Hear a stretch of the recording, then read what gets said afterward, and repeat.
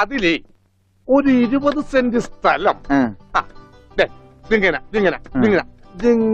അമ്മനെ പറ്റിച്ച് ചേട്ടന്മാരെ എഴുതി വാങ്ങിച്ചു. വില്ലന്മാരെ.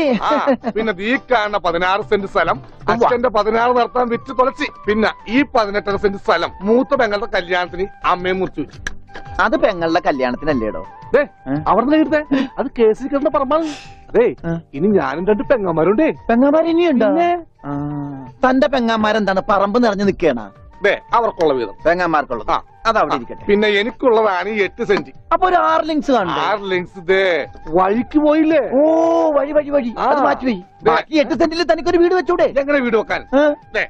എന്താ എന്തേത്? കുളം 6 സെന്റ് കുളം അല്ലേ?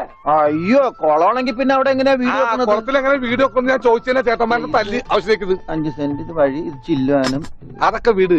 എന്റെ അളിയൻ വന്നെന്ന് കേട്ട് അതാ ഞാൻ ധൃതി പിടിച്ചിട്ട് പോന്നത്. നീ കണ്ട കൃഷ്ണൻകുട്ടി?